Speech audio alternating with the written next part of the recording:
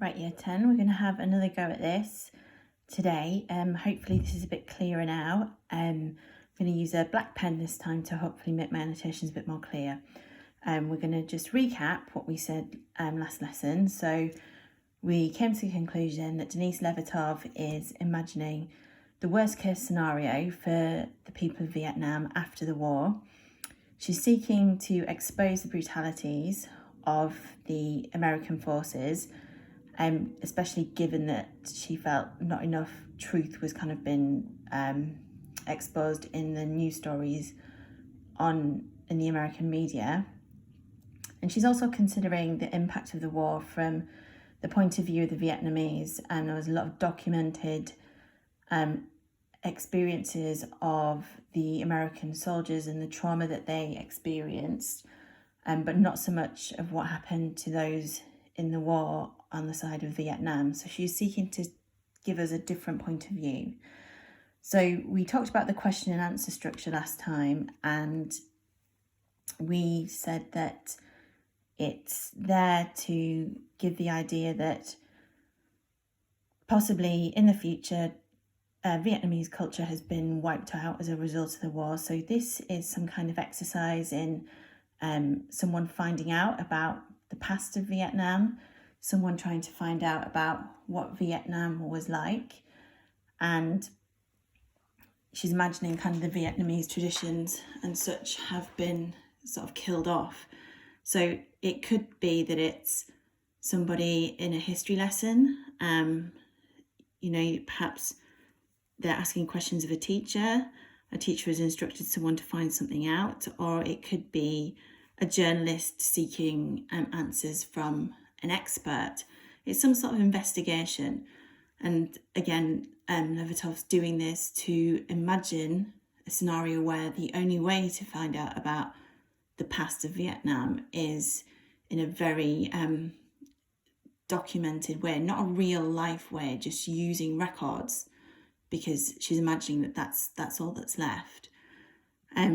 So that's why we've got the question and answer structure. Just some other things to mention, and the fact that it's in free verse.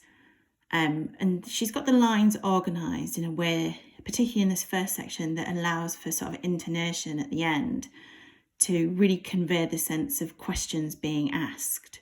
We often raise our voices. So the structure of the line and the choices of the syllables allow for that.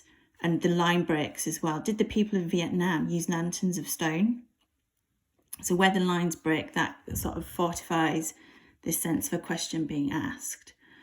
Then when we move into the answers section, we have lines, particularly this first one, which is more of a succession of kind of monosyllabic words. They're like hearts turned to stone. Okay, so this signifies the change in tone. So we know we've gone from these like nice lyrical natural images and traditional images and sort of charming, peaceful, innocent images of a place where people are having symbolic ceremonies and perhaps showing enjoyment in life with their quiet laughter, to a world where hearts are turned to stone. So we mentioned the metaphoric relevance of that last time, didn't we? Literally heart turning to stone, where you've got the implication of death, but you've also got the implication of like a loss of feeling.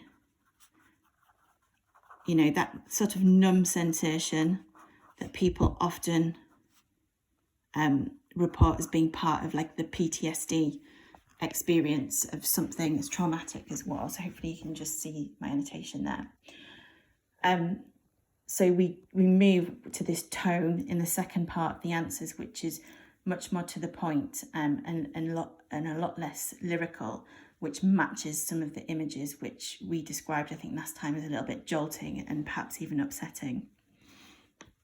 So let's just talk a little bit about the imagery. So up in this first section, we've got sort of natural imagery. We've got lanterns of stone. We've got this ceremony with the opening of buds. We've got elemental imagery, don't we, of the jade and the silver.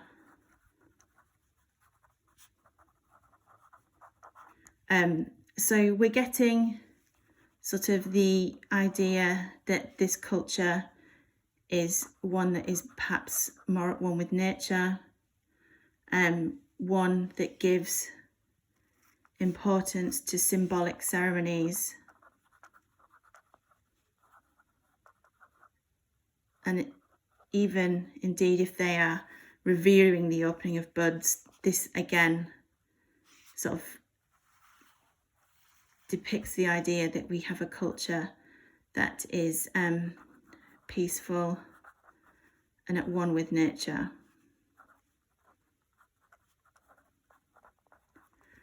And this really kind of builds up in our minds a peaceful people. And then, of course, you've got the juxtaposed images which come later on of the burned mouth and the charred bones, which are allusions to napalm and the dropping of napalm bombs on the people of Vietnam. So the forces that were trying to be kind of like almost burnt out of cover by the American forces, the communist forces that were they were fighting with. We've also this kind of idea of the people being peaceful comes also later on as well, doesn't it? In that they are people who are farming in the fields, the paddies, the rice fields, and this idea of peaceful clouds reflected, and we've got the images of the water buffalo. So we've got this idyllic sort of unindustrial, really,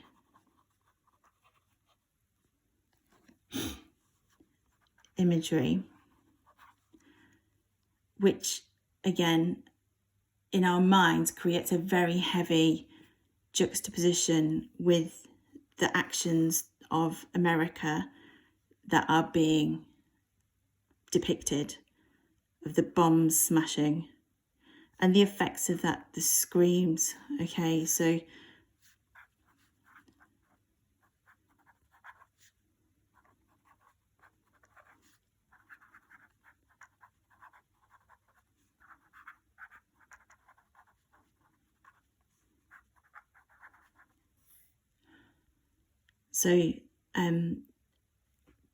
that is a contrast that Levertov is purposefully making, and I guess it works towards creating empathy for the people of Vietnam, the people that were having their cultures and traditions and lives and livelihoods destroyed by the American action in Vietnam. So let's just get down that these images are also allusions to napalm. Oh, we've got that there already. Let's just put some arrows. So let's just move towards the end of the poem. We already mentioned yesterday the passive voice. It was reported. It is not remembered. So the fact that, you know, we don't say they don't remember, we're not saying they don't remember, the people don't remember. It's just saying it was reported and it is not remembered. This kind of depersonalization.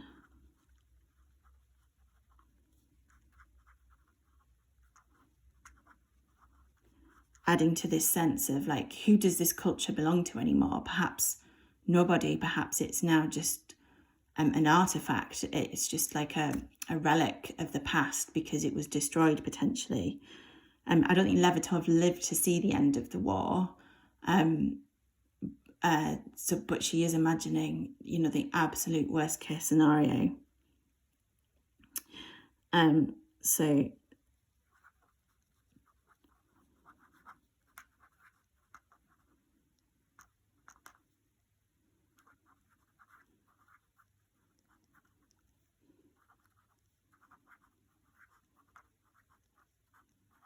some kind of documented history, but not anything tangible in terms of living memory.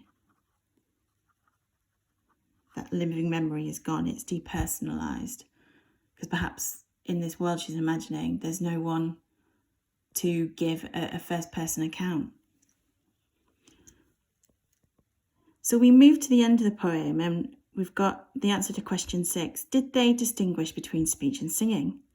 There is an echo yet of their speech, which was like a song. So there is something, but let's just think about that metaphor of an echo. An echo isn't the original, it's only a copy. And it's something you hear in the distance. So again, strengthening this idea that Levertov is putting forward to us, that there are only remnants. There's nothing original, there's nothing solid, there's not some kind of hardcore evidence anymore.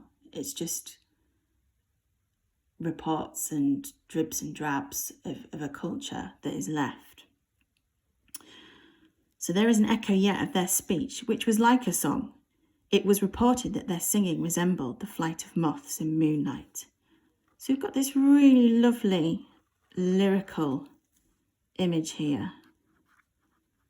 This is very poetic.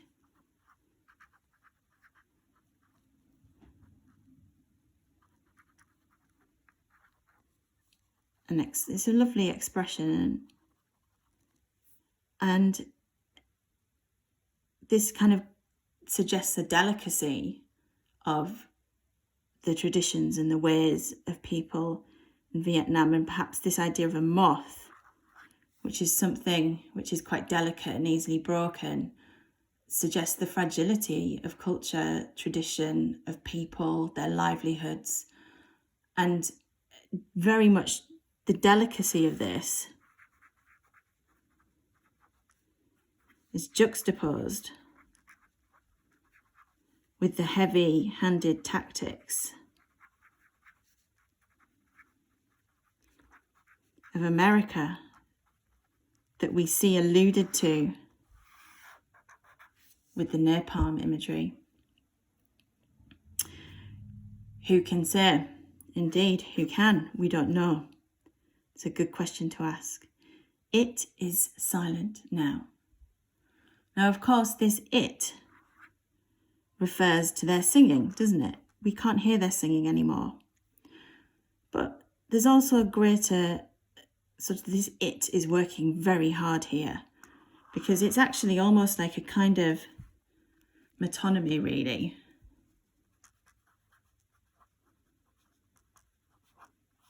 Because this it represents not just their singing. This tiny word, I think, is a reference to a country, its culture, its tradition, its people.